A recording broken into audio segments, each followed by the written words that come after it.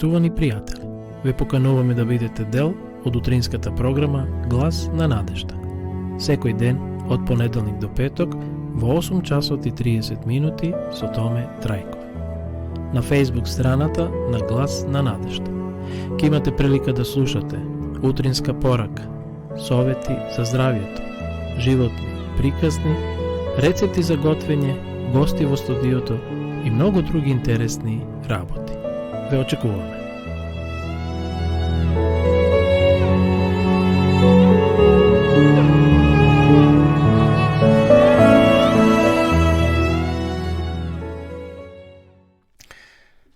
Почитувани гледачи, добро утро. Сречен поздрав од Кавадарци, од студиото на радио Глас на надежда. Емисија која се емитува секој ден од понеделник до петок, во 8 часот и 30 минути. И започнуваме ова работна седмица, денеска понеделник, заедно со вас, преку ова наше дружење, преку емисијата Радио Глас на надежда. Денеска сме понеделник 31 јануари, последниот ден во овој долг месец јануари 2022 година.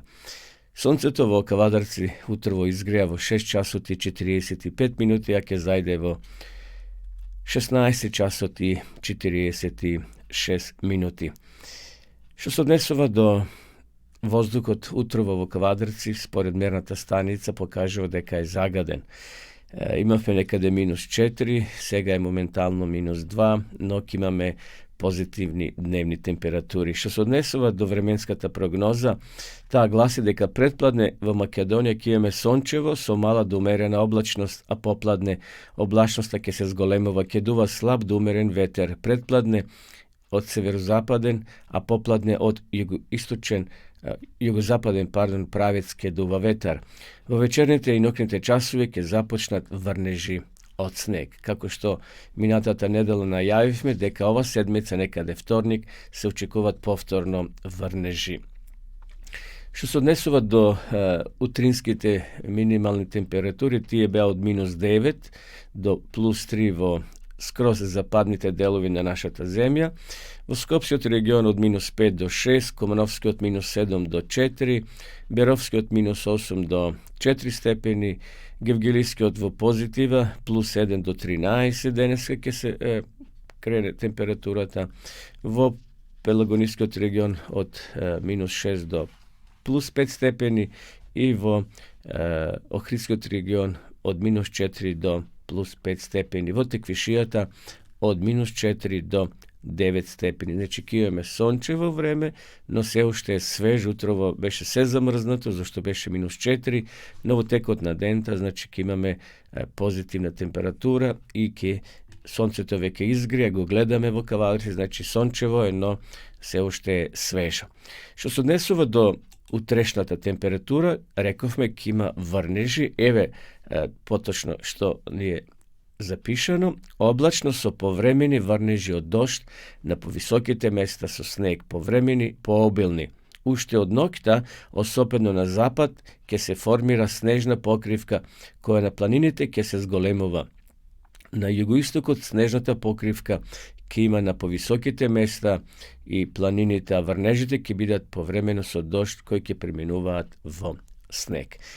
Температурите ќе бидат поблаги, значи за утре зборувам, но сепак минималните ќе бидат под минус, а дневните ќе бидат во позитива. Така да, еве, не очекува утре уште едно снежно утро, снежен ден, но денот веќе, како што приметувате, почитувани гледачи, се зголемува, така да веруваме дека и овој снег, што ќе падне, нема да се долго задржи на патиштата и во местата каде што живееме.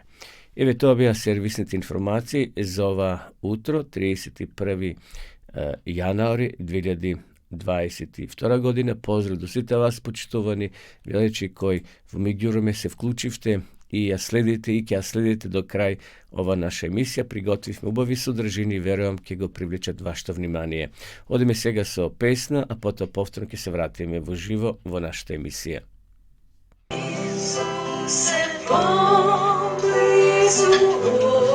Boże mój, do Tebe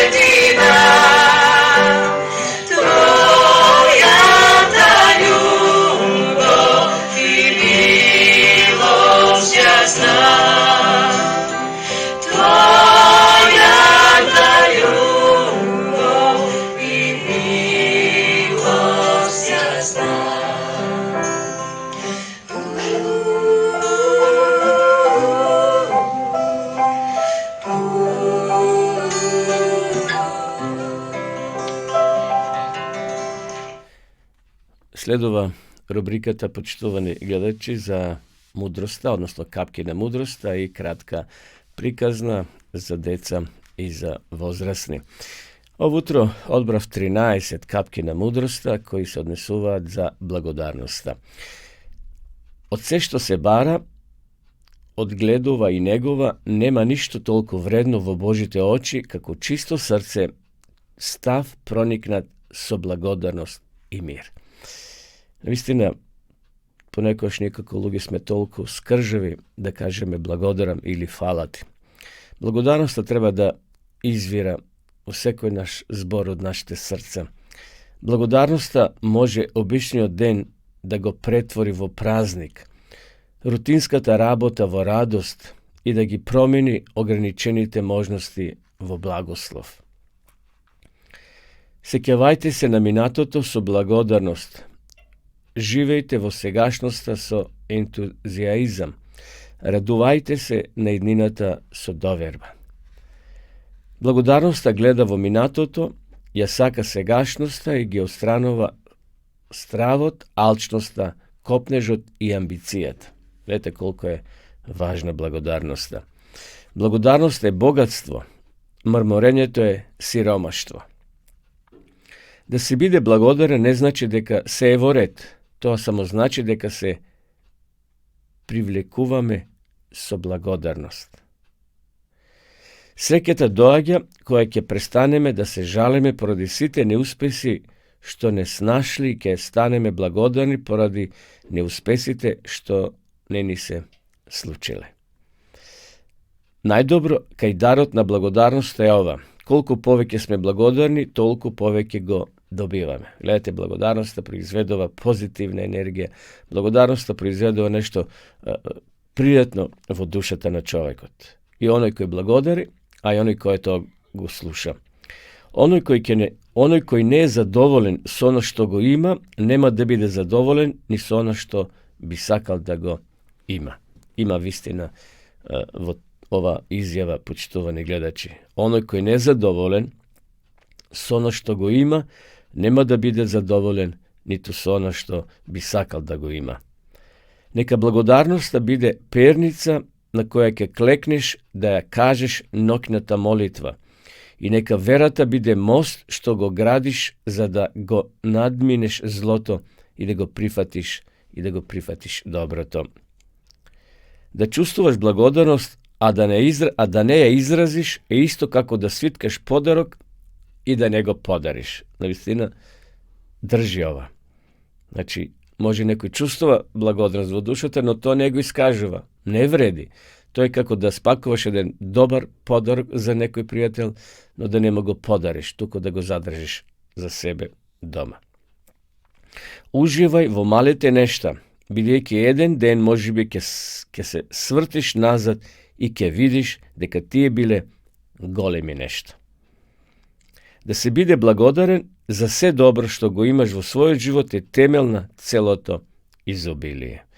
И еве, последната мисла од Елена Вајт: ништо нема тенденција да го унапреди здравието на телото и душата како духот на благодарност и пофалба. Значи, благодарност и пофалбата одат заедно. Да пофалиме некога, ако добро сготвил, ако добро облечен, ако добро нешто направил, добро рецитирал, добро проповедал, добро кажал, убаво да го пофалиме. Тоа не е ласкање, него тоа да биде спонтано, искрено. Значи, ништо нема тенденција да го напреди здравието на телото и душата како духот на благодарност и пофалба. Еве тоа беа, почитувани гледачи, неколку капки на мудроста. Пред да поминеме на следнава рубрика, односно да слушнеме уште една песна, еве една кратка приказна, од која верувам ќе извлечеме корисна поука. Примерот се вика Да знаев. Покрај дворецот Балморал во Шкотска, некоја господја, едноставно облечена, ја затекол силен дожд додека шетала, па се засомнила во некоја стара куќа тука во непосредна близина. Добар ден, господјо, и рекла домакинката, ова жена која била сета измокрена од дождот. Отеднаш ме фати дожд додека шетав. Ке сакате ли да ми позајмите чадор, да можам да си отидам до дома? Домакинката ја погледнала гостинката зловолно и рекла: имам 2 чадори. Едниот е свилен и сосема нов, но нема да ви го позајмам затоа што не сум сигурна дека повторно ќе го видам назад. Еве овој другиот ќе ти го подарам, односно ќе ти го дадам. А то бил скоро искинат стар чадор. Господјата и се заблагодарила и рекла: фала, господјо, подобро нешто отколку ништо. Следниот ден наутро видела селанката како кон нејзиниот двор се приближува некој кралски дворјанин кој го носил чадорот со благодарност од кралицата. Значи тоа била кралицата, рекла селанката изненадена.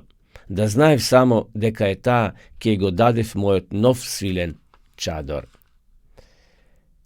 Почитувани гледачи, царот на вселената, царот со бескрајна поголема слава, од славата на англиската кралица, Исус живееше на оваа земја понижен и отфрлен.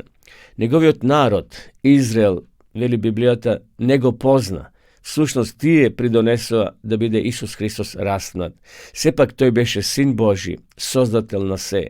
Подобро и сега да кажеме: знам дека Исус Христос е мојот спасител, отколку тогаш кога ќе дојде да кажеме: да знаев дека е тој Исус, да знаев дека е тој цар на царевите. Навистина ќе му поверував и ќе дадев се од себе, но тогаш ќе биде доцна. Нажалост, за многумина тогаш ќе биде доцна да го признаат царот на вселената за свој цар. Господ Исус Христос не повикува денес да го препознаеме и да го прифатиме, бидејќи кога тој ќе дојде на облаците, ќе биде веќе доцна. Може би тогаш ќе кажеме како на селанката: да знаев дека беше кралицата, ќе го дадов свилениот чадор. Денес од нас зависи што ќе направиме. Тогаш ќе биде доцна. Библијата вели, ако денеска го слушнете Божиот глас, вашите срца да не бидат дрвени, всушност затворени за Христа. Исус вели во последната книга на Библијата, во Откровението, кај што вели во 3 глава, еве стојам на вратата од твоето срце и чукам. Исус чука. Тој моли за да влезе во нас и да биде со нас за секогаш. Тој не навлегува со сила, како што крадецот тоа го прави, туку тој не моли. Тој почитува нашата слободна волја да го отвориме срцето, да го отвориме умот и денеска да го примиме. Да не биде она, да знаев дека беше тој, јас сосема другачие ке постапив. Како ова жена што така грубо се однесувала кон кралицата, иако не ја препознала и го дала оној скршениот чадор, но подосна таа се кајала и рекла, да знаев, ке го отстапив, ке го дадев оној убавиот свилен чадор. Нека и денеска нашите срца, почитувани гледачи, бидат отворени за Бога, за Исуса Христа, да тој управа со нашите планови, со нашите мисли, со нашите животи, така еден ден кој ќе дојде царот на царевите и ние да бидеме на таа свадбена вечера, кај што самиот Господ Исус Христос ќе приготви вечера за секој негов верник, односно за секој негово дете кој денеска на ова земја ги отворила портите на своето срце за да влезе царот на вселената. Одиме со песна и ќе продолжиме повторно со враќање во емисија Подоцна.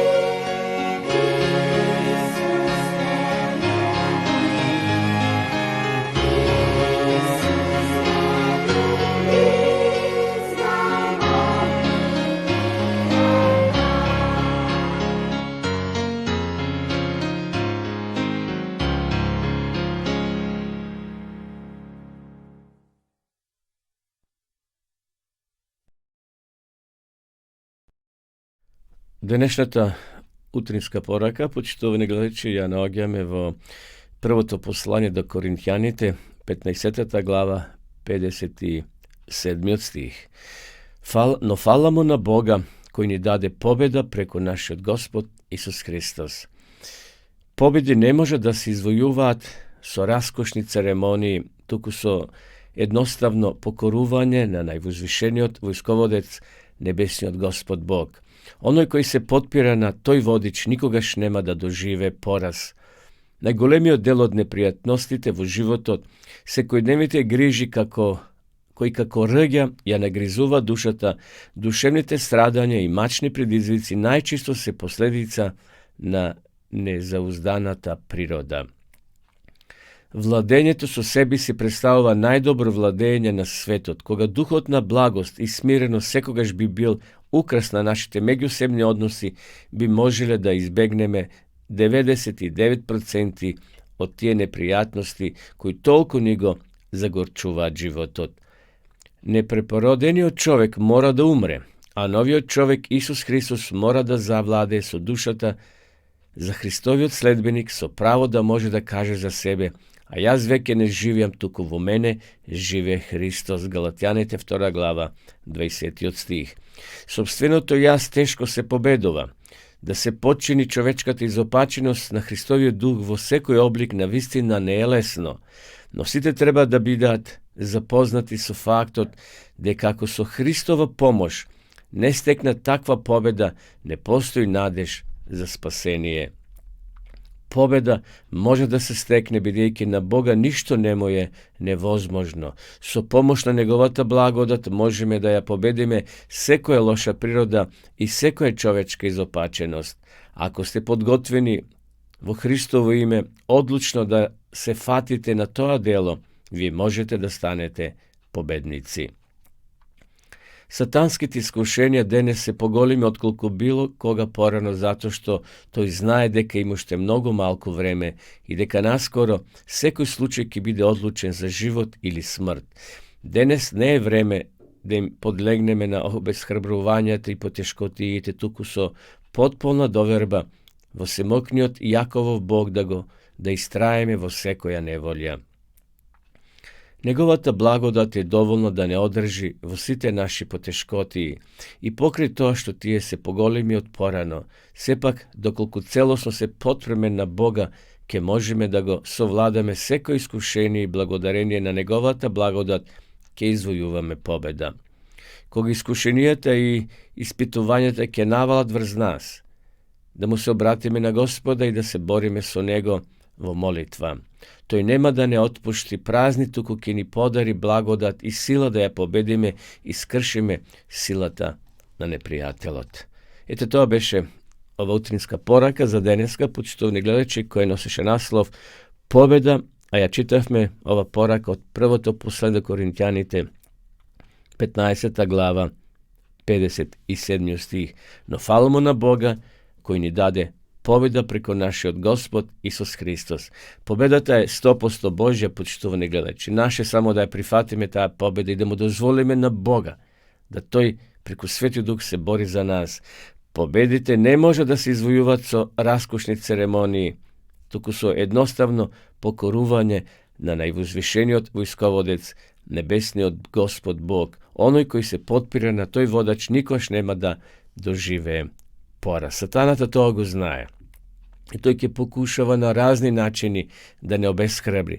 Тој ќе покушава на разни начини да не спречи, да го замагли нашиот поглед кон Бога, да не врзи со сите тие земни работи и да немаме време за себе, односно за својата духовност, да нашата вера постојано расте. Туку тој ќе ни предизвикува проблеми, вируси, бактерии, разни болести, за на тој начин ние да се врзиме за земните работи наместо за духовните.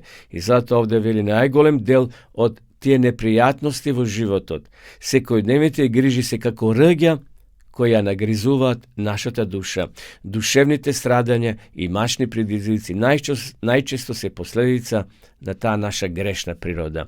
И затоа нека денеска победата ја прифатиме Христова, да бидеме и денеска победници заедно со Бога. Не можеме ние самите да се бориме против тој небесен, односно тој човечки и Божи непријател сатаната. Тој е дух и ние не можеме против дух да се бориме. Затоа треба да го повикаме Светиот Дух. Тој ќе се бори место нас, а ние само да му дозволиме и да го следиме патот кој Исус го поставил.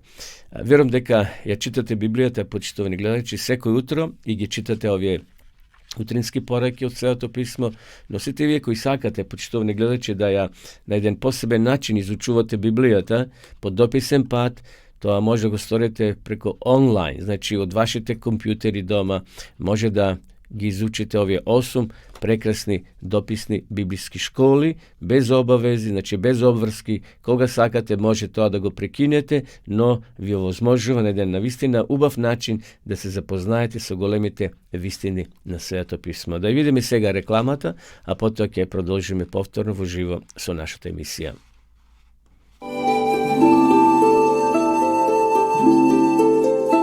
Почитувани пријатели, доколку сакате да ја изучувате Библијата, имате изворедна прилика тоа да го сторите преку онлайн веб страницата на Библијата зборува. Оваа веб страница е креирана за да ви обезбеди сеопфатно, организирано и темелно проучување на Библијата. Курсевите се бесплатни и без обврски. Можете да го следите во кое било време, тогаш кога вам ви одговора. На располагање ги имате следниве курсеви: библиска археологија, библиски пророштва, за верата и верувањето, библиски совети за здравјето, библиски совети за бракот и семејството. Запознајте ја Библијата, Светото писмо на Стариот и Новиот Завет преку курсевите на интернет или во печатена форма.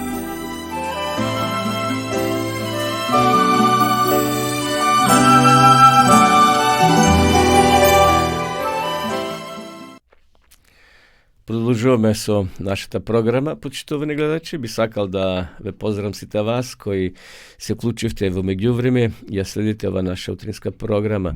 Поздрав до гледачите секако од Македонија.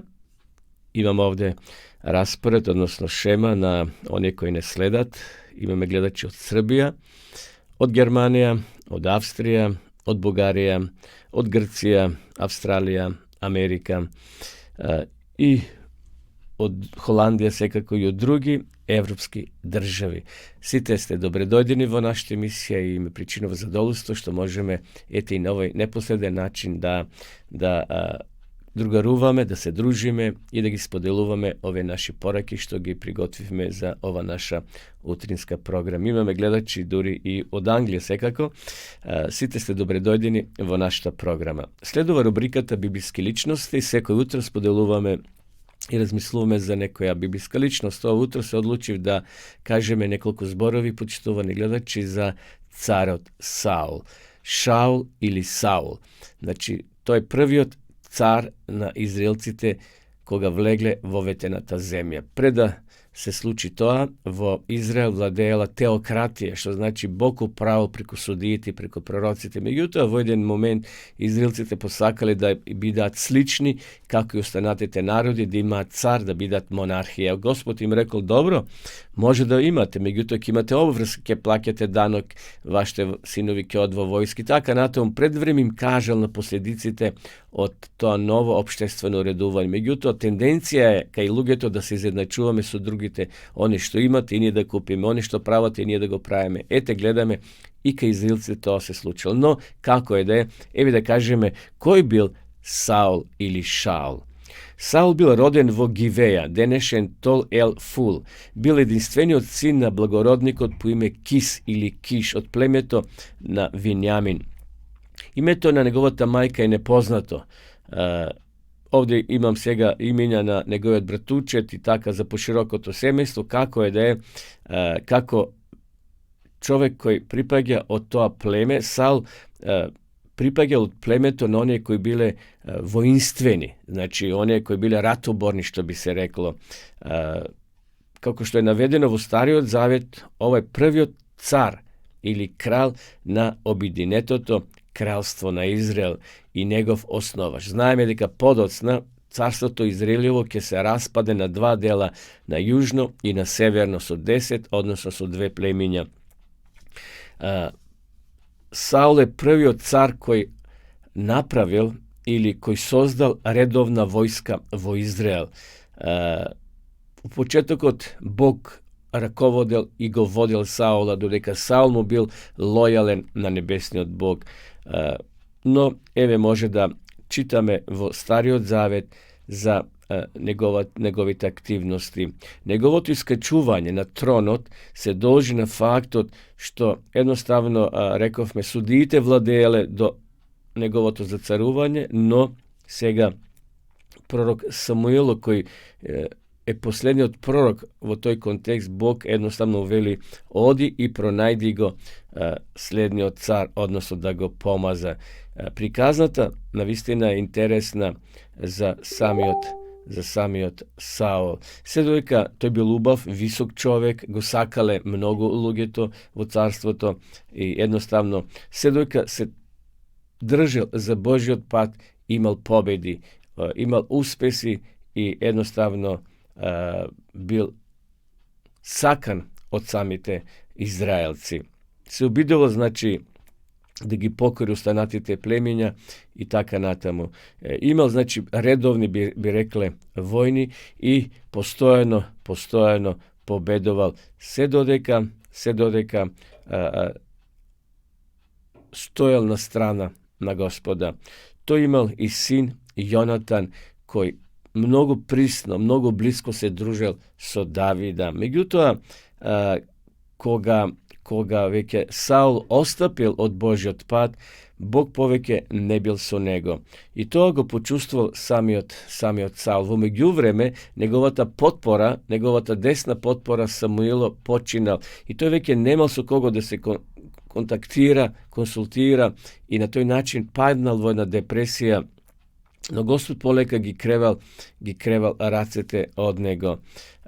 Bog veke gledal nov car koji ke dojde namesto nego, a Bog go gledal carot, odnosno Davida, jedan mal čovek koji ne bil toliko poznat, od jedno siromašno semejstvo, ovčarsko semejstvo, no Bog go vidjeli kad toj ke bide slednji odvodač. I zato Saul znajke deka Bog odstapov od nego, otišel v jedno selo da pobara sovet od jedna vražarka v selo to Endora i tada mu uspostavi kontakt so njegovijot prethodnik, odnosno njegovijot sovjetnik Samuilo. I navodno,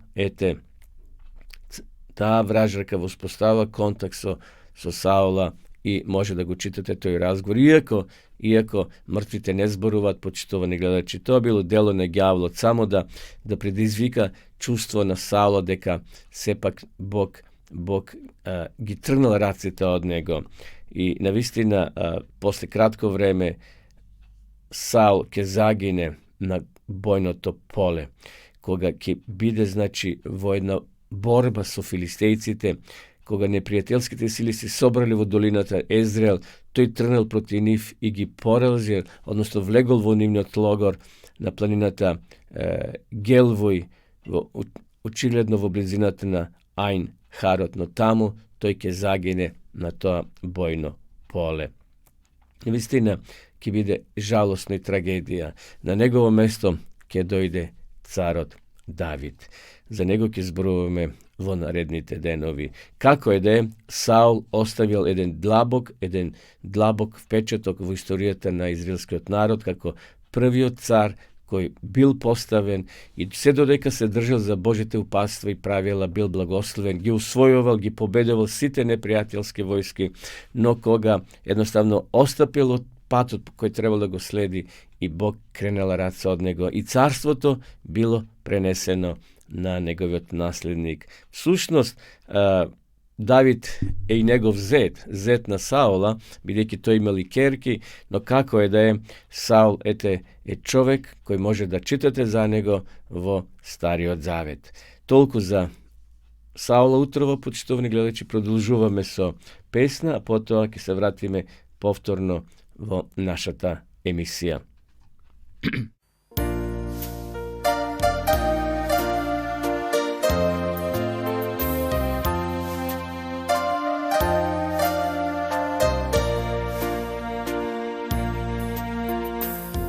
Isus od nebo to dojde, od grevotne izbavi, za nas toj na Golgota pojde, tamo raspnat na krstote.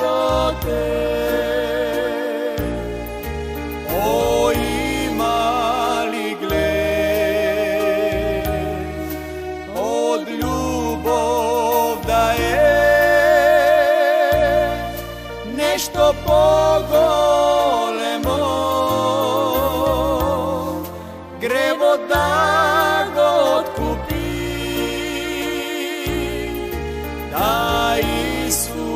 Isuse to, što umre za nas, na ovoj svet zboruvan, to i krst Golgotski.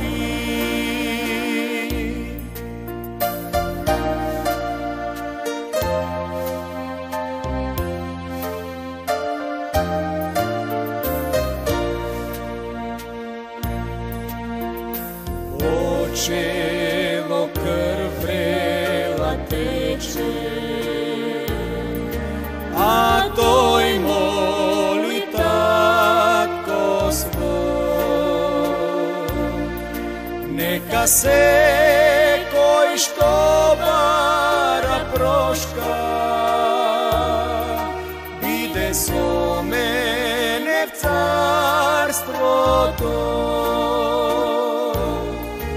O imali gled, od ljubov da je nešto pogolemo, grevo da go otkupi, da Isuse to, što za nas, na ovoj svet zboruvan, to i krst Golgotski, na ovoj svet zboruvan, to i krst Golgotski. Evo nepovtorno nazad v emisija, počtovani gledači, sledova rubrikata za našte sela, gradovi, vodopadi.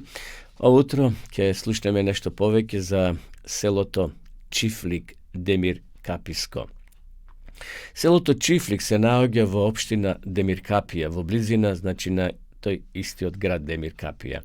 Seloto možda ga pronajdete na našte geografski karti, no ako se upatite kon toj del na našta zemlja, ke go najdete v središnji oddel na samata teritorija na opština Demir Kapija, nedaleko od rekata Bošavica. Seloto je ravničarsko, so nadmorska visočina od 140 metri. Do seloto vodi asfalten pad od gradot Demir Kapija, nekada je otprilike 2 do 3 kilometri. Čiflik je smesteno v ravnicata na desni od breg na Došnica, a nad nizinoto ustije so Bošavice, znači tuka se spojuvat dve te reki Došnica i Bošavica. Do početokot na 19. vek ustijeto novije reki se naogelo okolo polovina kilometar sprotivodno od celotoka i mesnosta Sredorek. Togaž seloto se naogelo na desni od breg na rekata Bošavica, kako glavna reka čije korito se naogelo 200 metri podaleko od celoto.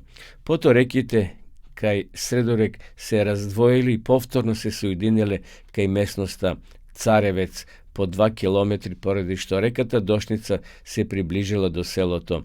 Vo seloto postoji i bunar.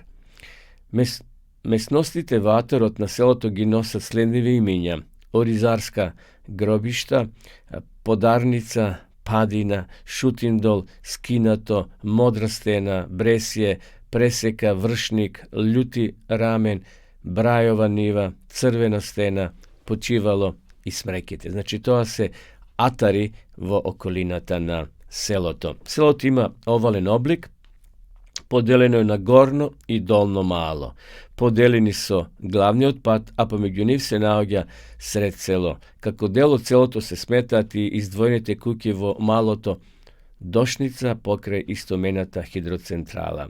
Seloto bilo od sekogaš hristijansko i od čiflički tip od njegovoto osnovanje. Vatarot na seloto se naogjati dve raseljeni sela, Selišteto i Selišteto u Rizari, koje se naogjalo sprotivodno na Došnica na patot Kondren, propadnalo u 1909. godina. Evo još nekoliko podatoci koji verujem će biti interesni. Prvишата местоположба на селото било кон Средорек, но во 1830 година тоа село било растурено од Арамии. Тоа старо село турците одамна го потурчиле и го направиле свој чифлик, а во блискиот манастир Света Петка го убиле ѓаконот Будор, кој се бунил против зулумџиите. На старото село кај местноста Подарница се забележуваат одедени остатоци, додека од манастирот Света Петка имало манастириште, додека не била подигната нова црква Свети Атанасиј. Што се однесува до стопанството, таму значи имаме хидроцентрала, кај што има дел од целаните кои се вработени, бидејќи е пасивно подрече, се одгледува и грозја, има значи лозја доста, потоа има сточарство, така да луѓето претежно тоа се занимаваат или работат во Неготино, односно во Кавадрици, во околните градови. Селаните, значи, претежно се занимаваат тие што се во село и од земјоделство.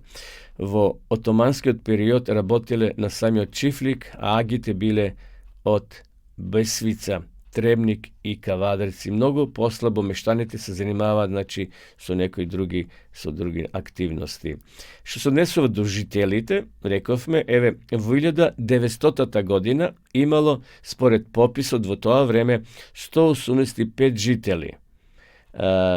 Најмногу жители имале во 1953 година 186.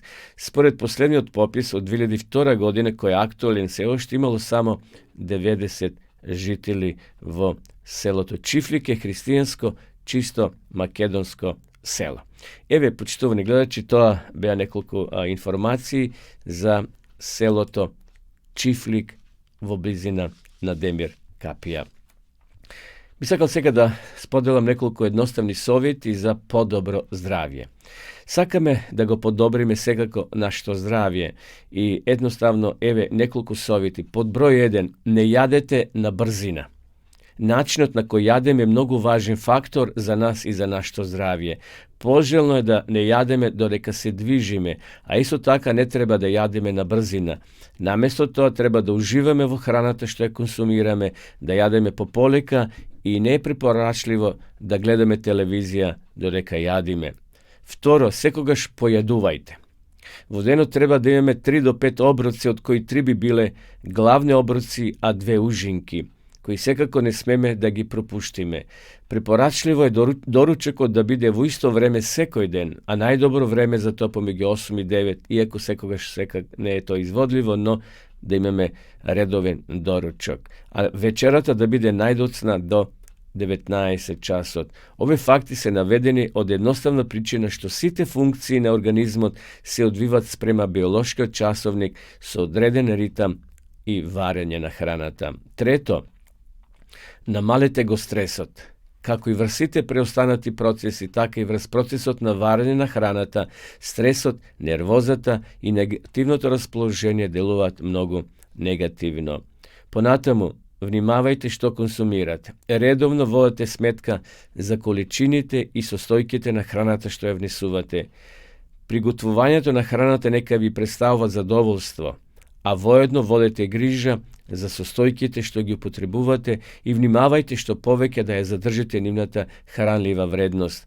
Например, за одличен поедок е идеален почеток на денот. Може да поедувате едно парче интегрален леб, намачкан со млечен намаз, кој е богат со есенцијални масни киселини, една чаша свежо цеден сок од овоше или зеленчук. Понатаму, пијте доволно количество на вода.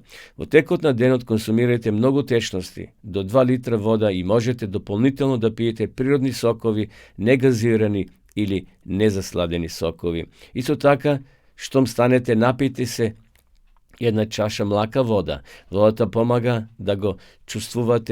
да се чувствувате здраво и свежо. Уште подобро е ако додадете малку лимон. Лимонот и водата го чистат вашиот организам од отрови. Освен тоа ќе бидете сити.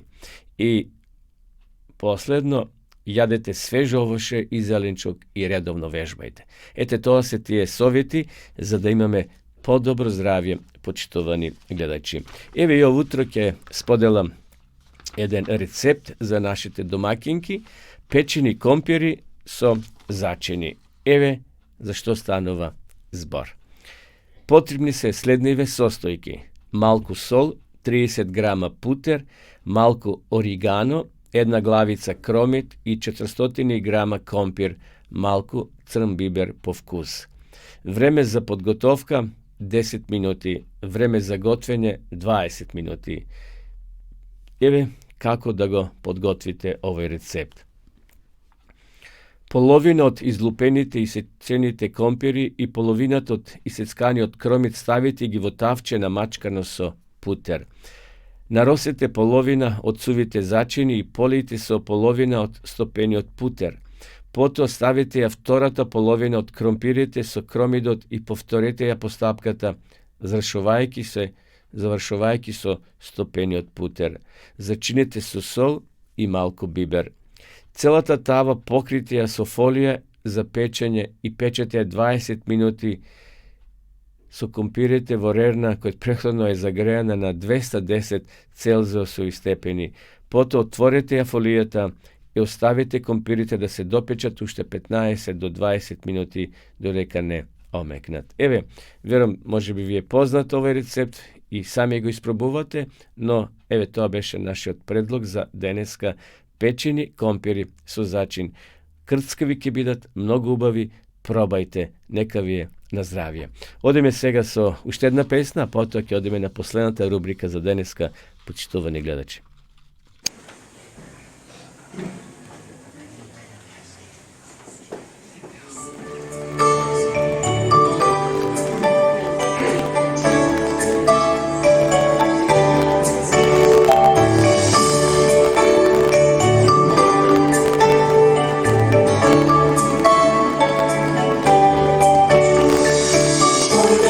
Stoíme pred Boga, pesnata kerne, kako jedno svemestvo. Dojde, koda keni dojde, nadežda od nebo, solza také prestane. Dojde, obraza ke nema, se kogaš ne vide, večnata harmonija. Dojde, zajedno spustite, angeli na nebo, Boga ke go slavime.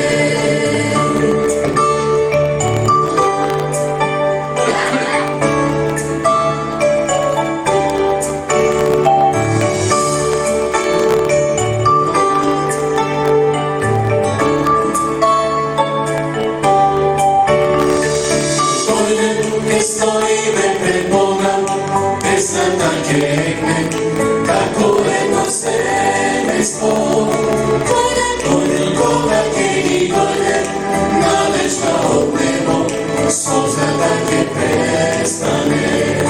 Dojde, obraza ke nema, se kogaš ke vide, večnata harmonija. Dojde, zajedno stosite, angeli na nebo, Boga ke go slavime. Slavime.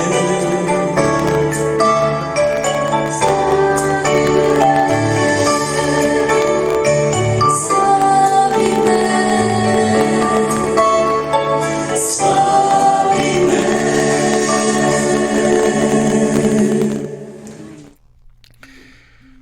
Еве неповторно во живо, почитувани гледачи, следува рубриката за археологијата ја потврдува веродостојноста на Библијата. И овој утро ќе ви пренесам неколку интересни факти од книгата Археологијата и Библијата од професорот Драго Обрадовиќ. Олтарот на Исус Навин на планината Евал е единствен олтар изграден според посебни упатства што ги дал Мојсе. Археолошките истражувања на Евал почнати во 1982 година, дадоа исклучителни резултати. На североисточната страна, на спротивната падинка од планината, пронајдене мощна и убаво очувана 4-страна градба, изградена од големо неизделкано камење. Впечатлива е големината на овој објект со должина од 10, ширина од 8, дебелина на ѕидовите 1,5, а висината преку 3 метри. Во внатрешниот дел од градбата пронајдено е големо количество од пепел и коски. Коските се пратени на научно истражување во Ерусалим, во самата лабораторија на Еврејскиот универзитет и утврдено е дека тоа се коски од машки телиња овци и кози со старост од 1 година. Животните се спалувани на отворен оган на жртвеникот. Ако ги знаеме упасвата што се запишани во 5-та книга Мојсеева, можне лесно доаѓаме до заклучок дека станува збор токму за олтарот што го изградил Исус Навин според упаствата на Мојсеја. Од се што е пронајдено до сега на Евал заедно со овој мощне добро очуван жртвеник, се забележува дека ова место е прекрасен споменик на времето и просторот на кој Израел станал Божи избран народ. За секој библиски археолог споредбата на библискиот текст и археолошките пронајдоци е големо вдахновение. Сите научни докази мощно убаво се вклопуваат во библискиот извештај. Така е и со жртвеникот на планината Евал. Времето, природата на местото и географската положба се 3 пресудни фактори кои поврзуваат се. Ако ги земеме предвид сите овие фактори, уважувајќи ги при тоа и сите непосредни научни докази, со сигурност можеме да кажеме дека мора да постои време меѓу сигурната и автентичната библиска традиција која планината Евал ја означува како средишно место за собирање на израелските племења и пронајдениот жртвеник. На Евал се наоѓа не само целосен прототип на израелскиот жртвеник, туку и повеќе од тоа библиското место на кое Исус Навин го изградил. Немите споменици од далечното минато навистина стануваат мощне гласни. Многобројните експерти на денешниот свет му пренесуваат извештаи од древното минато од многу јазици, од староегипетскиот, вавилонскиот, сумерскиот, елинскиот и еврејскиот. Во големите музеи на светот се сместени цели царски, кралски библиотеки, преписки на уважени луѓе, значајни надписи и мощне мноштво глинени и клинопишани плочки. Овие материјали ни возможуваат проучување и проверување на фактите кои потврдуваат вистинитоста и сигурноста на библискиот извештај. Еве, почитувани гледачи, овие пронајдоци на оваа планина уште еднаш ја потврдуваат веродостојноста на Библијата, дека тој олтар кој бил направен од страна на Исус Навин денеска е пронајден и таму се пренесували жртви во чест на големиот Бог, на Исус Христос, нашиот Спасител. Еве, полека дојдовме до крајот, почитувани гледачи, на ова наша утринска програма. Пред да се одјавиме, еве ќе завршам со еден краток пример кој нека не поттикне денеска. Ако доживееме некој неуспех, дека не е тоа трагедија, се случува, ние живееме на една грешна планета, кај што гревот преовладува и можеби ете нашите планови понекогаш доживуваат и неуспех. Така се вика и овој пример на неуспех. Неуспехот не значи дека вие сте неуспешни. Тоа значи само дека се уште не сте успеале. Неуспехот не значи дека ништо не сте постигнале. Тоа значи дека нешто сте научиле. Неуспехот не значи дека сте будала. Тоа значи дека сте имале многу вера. Неуспехот не значи дека сте посрамени. Тоа значи дека сте сакале да пробате. Неуспехот не значи дека сте незнајко. Тоа значи дека треба да пробате да работите на поинаков начин. Неуспехот не значи дека сте помалку вредни. Тој значи дека не сте совршени. Неуспехот не значи дека го губите времето. Тоа значи дека имате причина да почнете наново. Неуспехот не значи дека треба да се откажете. Тоа значи дека треба посилно да се трудите. Неуспехот не значи дека никогаш нема да успеете. Тоа значи дека ќе потрае малку подолго. Неуспехот не значи дека Бог ве напуштил. Тоа значи дека Бог има подобро решение за вас. Што е да доживееме во нашиот живот, ништо не е случајно. Бог има решение за секој наш неуспех. Потребно е само да му препуштиме се во негови раце. И затоа нека и овој ден, почитувани гледачи, се да препуштиме во Божите раце. Некој рекол дека надежта последна умира и тогаш кога можеби доживуваме неуспех. Јас ќе продолжам да верувам дури кога луѓето ќе изгубат надеж. Јас ќе продолжам да сакам, додека другите сеат омраза. Јас ќе продолжам да градам, дури другите да уништуваат. Јас ќе продолжам да зборувам за мир, дури среде војна. Јас ќе продолжам да светам, дури и сред темнина. Нека и ние бидеме такви, почитувани гледачи, во денот кој ни престои. Ми беше задоволство што можевме да се дружиме денеска, овој понеделник, ово утро. Ви посакувам убава работна седмица, почитувани гледачи. Чувајте се, бидете одговорни и ви закажувам нова средба, ако Бог даде живот и здравје, утре во 8 часот и 30 минути, а до тогаш довидување.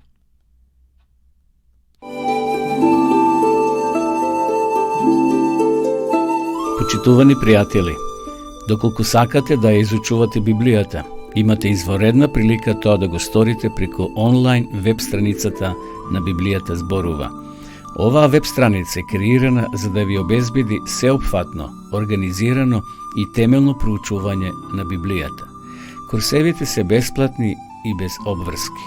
Можете да го следите во кое било време, тогаш кога вам ви одговора. На располагање ги имате следниве курсеви: библиска археологија, библиски пророштва, за верата и верувањето, библиски совети за здравјето, библиски совети за бракот и семејството. Запознајте ја Библијата, Светото писмо на Стариот и Новиот Завет преку курсевите на интернет или во печатена форма.